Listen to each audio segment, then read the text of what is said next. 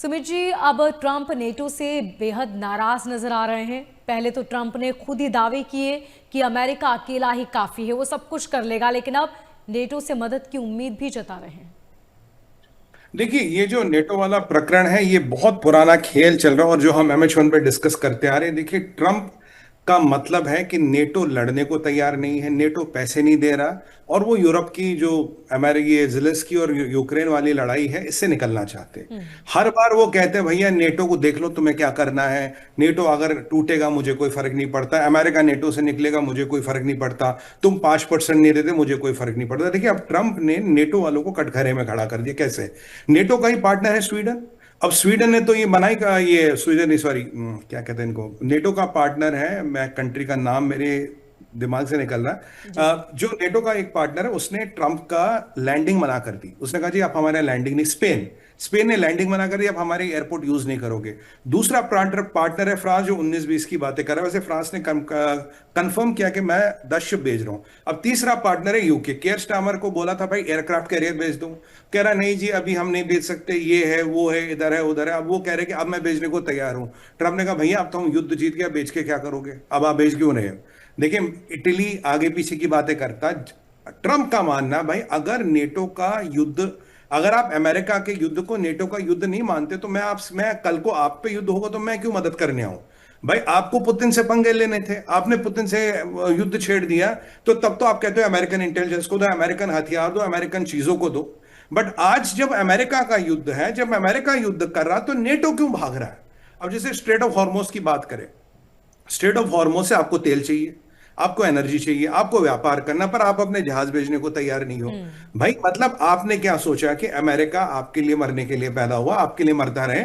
आप अपनी सुरक्षा खुद नहीं कर सकते तो क्या मतलब है? अब मैं आपको नेटो, अब ये स्ट्रेट ऑफ हॉर्मोज का एक इंपॉर्टेंट आंकड़ा बताता हूं मोनिका जी। देखिए, स्ट्रेट ऑफ हॉर्मोज से जो तेल जाता है उस 60% एशिया आता है, यानी कि हमारे क्षेत्र की तरफ होता है। भारत चाइना मेन सप्लायर है, उसके अलावा बाकी देश, जापान जाता है, ताइवान जाता है।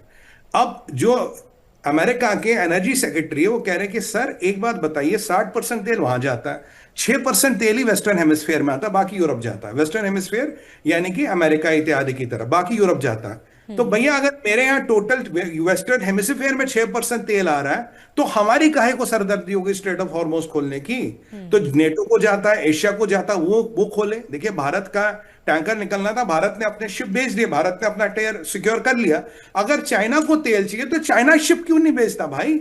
अगर जापान ने कह दिया जी मैं शिप नहीं भेजूंगा, साउथ कोरिया 19-20 की बातें करा जी मैं शिप नहीं भेजूंगा, ऑस्ट्रेलिया कह रहा है जी मैं शिप नहीं भेजूंगा, तो ट्रम्प कह रहे भाई अगर आपको फिर तेल चाहिए आपको शिप भेजने पड़ेंगे, अगर आप शिप नहीं भेजोगे तो आपकी मर्जी है। क्योंकि वो आज वैसे अमेरिका अनाउंस करने वाला कुछ दिनों, कुछ देर में, घंटों में, कौन से ऐसे मुल्क है, कौन सी ऐसी कंट्रियां मोनिका जी जिन्होंने शिप बेचने के लिए रजामंदी दी है। 10 12 15 कंट्रियां जो है जो शिप भेजेंगी और स्ट्रेट ऑफ हॉर्मोज को खोलेंगी। ये वो चाहते हैं कि सब मिलके इसमें टीम वर्क करे, सब मिलके खोले, क्योंकि आपका तेल आना, मेरा तो वैसे भी तेल नहीं आना। भाई मैं अमेरिका, मेरा 1% तेल नहीं आता स्ट्रेट ऑफ हॉर्मोज से, तो मैं काहे को अपनी नेवी खपाऊं, मैं काहे को अपने बंदे मरवाऊं? उसका उनका पॉइंट ये है, अगर आपके हित है, आपका तेल है, आपका फायदा, और विडंबना यह है कि चाइना जैसा मुल्क नेवी भेजने को तैयार नहीं है, जापान पीछे हट रहा। और नेटो वालों भैया एक बात सुनो, तुम कहते हो हमेशा American intelligence, American jet, B2 bomber भेजो, GBU-57 भेजो, अमेरिका के हथियार भेजो, पर जब अमेरिका युद्ध में है तुम हाथ धो के साइड पे खड़े हो। भाई साहब आपकी लड़ाई, आप देख लो ट्रंप साहब क्या करना है। तो कहीं ना कहीं नेटो में दरारें आ गई। मोनिका जी हम पहले भी इस पे बात कर चुके हैं। कहीं ना कहीं नेटो का जो सिस्टम है ये बहुत पुराना हो चुका।